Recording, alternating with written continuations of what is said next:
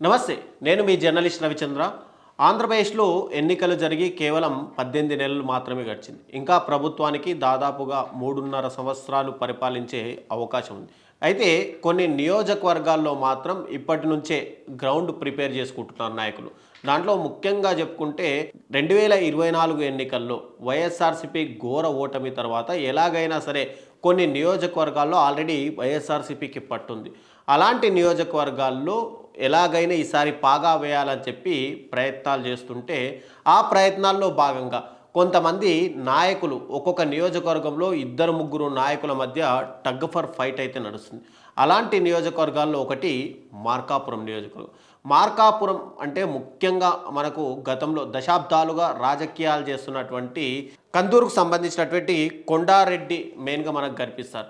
ఆయన వారసుడిగా రాజకీయాల్లోకి వచ్చినటువంటి నాగార్జున రెడ్డి ఇక్కడ రాజకీయ వారసత్వాన్ని అందిపుచ్చుకుంటే చాలా వరకు నియోజకవర్గాలు జగన్మోహన్ రెడ్డి గారు 2024 సమయంలో మారుస్తూ వచ్చారు.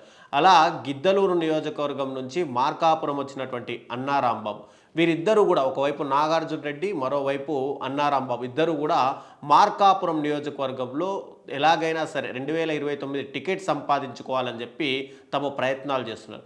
ఇటు అన్నారాంబాబు గిద్దలూరు నియోజకవర్గం నుంచి వచ్చినప్పటికీ కూడా ఇక్కడ మార్కాపురంలో ఉన్నటువంటి లోకల్ క్యాడర్ తోటి మింగిలైపోయి ఎప్పటికప్పుడు వాళ్ళని కలుస్తూ నేనున్నాను అని చెప్పి భరోసా ఇస్తూ వాళ్ళకు చాలా వరకు అందుబాటులో ఉంటూ వస్తున్నారు.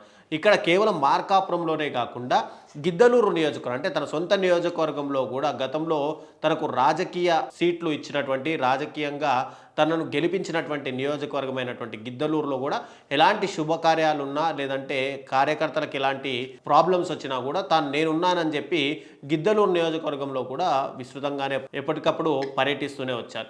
ఇక నాగార్జున రెడ్డి గతంలో మార్కాపురం నుంచి 2019 ఎన్నికల్లో భారీ మెజార్టీతో గెలిచినా కూడా గిద్దలూరు నియోజకవర్గానికి వెళ్ళి అక్కడి నుంచి 2024లో పోటీ చేయాల్సి వచ్చింది. అయితే ఎలాగైనా సరే 2029లో మళ్ళీ తన సొంత నియోజకవర్గమైనటువంటి మార్కాపురం రావాలని చెప్పి ఇప్పటికే నాగార్జున రెడ్డి అయితే ప్రయత్నాలు చేస్తూ వచ్చినారు.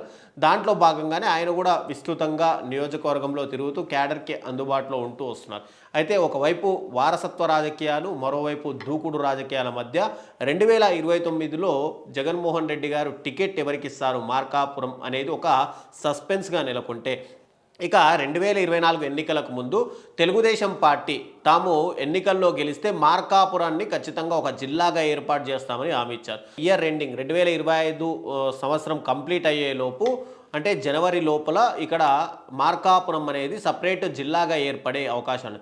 దీంతో పశ్చిమ ప్రకాశంకి సంబంధించినటువంటి చాలామంది ప్రజలు కూడా కూటమి హామీ నిలబెట్టుకుంది అని చెప్పి కూటమి వైపు మొగ్గు చూపుతున్నటువంటి పరిస్థితులు. ఇప్పటికే కొంత జిల్లాలో పశ్చిమ ప్రకాశం జిల్లాకు సంబంధించినటువంటి చాలామంది కూడా అటు తెలుగుదేశం పార్టీ కూటమి వైపు మొగ్గు చూపుతున్నటువంటి పరిస్థితులు ఉన్నాయి. ఇక వాళ్ళందరినీ కాపాడుకుంటూ ఇటు నాగార్జున రెడ్డి కానీ అన్నారాంబాబు కానీ విశ్వ ప్రయత్నాలు చేస్తున్నారు.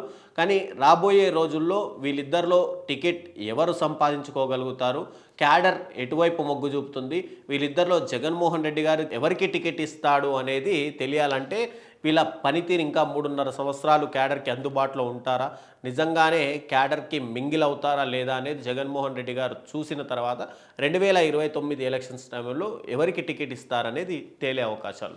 సో ఏదేమైనప్పటికీ కూడా ఇక్కడ ప్రతి పార్టీలో ఇద్దరు ముగ్గురు నియోజకవర్గాల నుంచి ఒక్కొక్క నియోజకవర్గం నుంచి ఇద్దరు ముగ్గురు నేతలు పోటీ పడుతుండడంతో రాజకీయాలు మాత్రం వైఎస్ఆర్సీపీలో టికెట్ ఫైట్ మాత్రం ఖచ్చితంగా కనిపిస్తుందని చెప్పుకోవాలి.